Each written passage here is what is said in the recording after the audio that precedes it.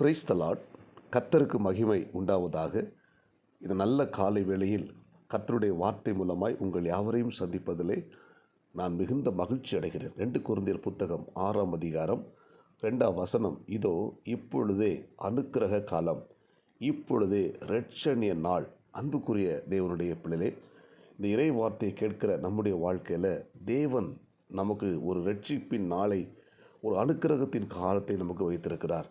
இந்த இறைவார்த்தை கேட்கிற தேவனுடைய பிள்ளைகள் நம் ஒவ்வொருத்தரும் நம்மை தேவன் அனுக்கிரகமாக ரட்சித்து நம்மை பாதுகாத்து வழிநடத்த அவர் போதுமானவராக இருக்கிறார். நோவாவின் காலத்தில் வாழ்ந்த ஜனங்கள் அத்தனை பேரும் பொல்லாதவர்களாய் காணப்பட்டார்கள். அந்த ஜனங்கள் தேவனை வேதனைப்படுத்தினார்கள்.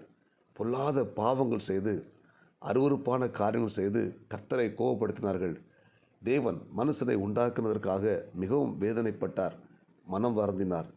எனவே முழு உலகத்தில் இருக்கிற மனிதர்களையும் அழிப்பதற்கு தேவன் சித்தம் கொண்டார். ஆனால் அந்த மக்கள் மத்தியில் நோவா தூய்மையாக வாழ்ந்தான், பரிசுத்தமாய் வாழ்ந்தான். எனவே தேவனுடைய கண்களில் அந்த நோவாவுக்கும் அவன் குடும்பத்துக்கும் கிருபை கிடைத்தது.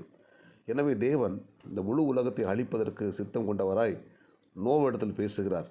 எனவே நீயும் உன் வீட்டாரும் தப்பித்து கொள்ளும்படி ஒரு பேழையை கொப்பையர் மரத்தால் உண்டாக்கு என்று சொல்லி அந்த பேழையை உருவாக்க சொல்லுகிறார். ஆனால் பேழையை உருவாக்கி கொண்டிருக்கிற காலகட்டத்திலே நோவாவுக்கு ஆண்டவர் கட்டளையிடுகிறார், நீ என்ன செய்யணும், இந்த ஜனங்களுக்கு வரப்போகிற மழையை குறித்து, வெள்ளத்தை குறித்து, அழிவு குறித்து ஜனங்களுக்கு பிரசங்கம் பண்ணு, ஜனங்களுக்கு பாவத்தை குறித்து, நீதியை குறித்து பிரசங்கம் பண்ணு என்று சொல்லுகிறார். இந்த நோவா கிட்டத்தட்ட 500 ஆண்டுகள் இந்த ஜனங்களுக்கு கர்த்தருடைய வார்த்தையை பிரசங்கம் பண்ணுகிறார். ஆனால் இந்த ஜனங்கள் அந்த எச்சரிப்பின் சத்தத்தை கேட்டு நோவாவை பரியாசம் பண்ணினார்கள், மனம் திரும்பவில்லை. இந்த ஜனங்கள் இந்த எச்சரிப்பின் சத்தத்தை கேட்டு அவர்கள் ஒன்றும் செய்யாமல் அவங்க தங்கள் பணிகளை செய்து கொண்டிருந்தார்கள். அந்த எச்சரிப்பின் சத்தத்தை கேட்டு அவர்கள் மனம் திரும்பவில்லை, மனம் வருந்தவில்லை, திரும்ப அந்த பாவத்தை செய்து கொண்டிருந்தார்கள். ஆனால் திடீரென்று ஒரு நாள் மழை வந்தது. மழை வந்தபோது நோவாவும் அவன் குடும்பமும் பேழைக்குள் பத்திரமாக பாதுகாக்கப்பட்டார்கள். மழை வந்த பொழுது மழையில் சிக்கி, அந்த வெள்ளத்தில் சிக்கி முழு உலகத்தில் இருக்கிற மக்களும் அழிந்து போனார்கள். அன்புக்குரிய தேவனுடைய பிள்ளை, ஆண்டவர் தம்முடைய ஜனங்களுக்கு தம்முடைய ஊழியக்காரன் மூலமாய் கர்த்தருடைய வார்த்தை அனுப்புகிறார், எச்சரிப்பின் சத்தத்தை கொடுக்கிறார். ஆனால் இந்த ஜனங்கள் கேட்காதபடினால் அழிந்து போனார்கள். இன்றைக்கு பாருங்கள், கர்த்தருடைய வார்த்தையை தம்முடைய ஊழியக்காரன் மூலமாக தேவன் கொடுக்கிறார். ஆனால் இந்த இறைய வார்த்தை கேட்கிற ஜனங்கள் அந்த வார்த்தையை கேட்காம, அதற்கு கீழ்ப்படியாமல் இன்றைக்கும் எப்படி வாழ்ந்து கொண்டிருக்கிறார், ஏனோ தானோ என்று வாழ்ந்து கொண்டிருக்கிறார்கள். இந்த இறைவார்த்தை கேட்கிற தேவனுடைய பிள்ளை நாம் ஒவ்வொருத்தரும் கவனமாக வாழும். எச்சரிப்பின் சத்தத்தை கேட்டு தேவன் நம்முடைய ஆண்டவர் இயேசு கிறிஸ்து அதிசீக்கிரமாக இந்த பூமிக்கு வரப்போகிறார். இந்த பூமிக்கு வரும்போது நாம் அவரோடு கூட எடுத்துக்கொள்ளப்பட வேண்டும்.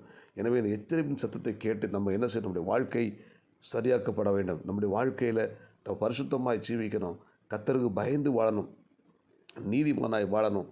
எனவே இந்த இறைவார்த்தை கேட்கிற தேவனுடைய பிள்ளைகள் ஒவ்வொருத்தரும் எச்சரிப்பின் சத்தத்தை கேட்டு நீதிமான்களாய் மாறணும். அல்லேலூயா. எனவே அதான் வேதம் சொல்லுகிறது, இப்பொழுது அனுக்கிரக காலம், இப்பொழுது இரட்சணிய நாள். அல்லேலூயா. எனவே நாம் செய்த பாவங்கள் எல்லாம் விட்டு மனம் திரும்பி பரிசுத்தமாய் ஜீவிப்போம். தேவனுக்கு விரோதமான காரியங்கள் செய்து கொண்டிருக்கிறோமா, கர்த்தருக்கு பிரியமான காரியங்கள் செய்து கொண்டிருக்கிறோமா, அதை இப்பொழுதை விட்டு விலகி பரிசுத்தமாய் வாழ்வோம். நம்மை ஆண்டவர் ஆஸ்வதிப்பார்.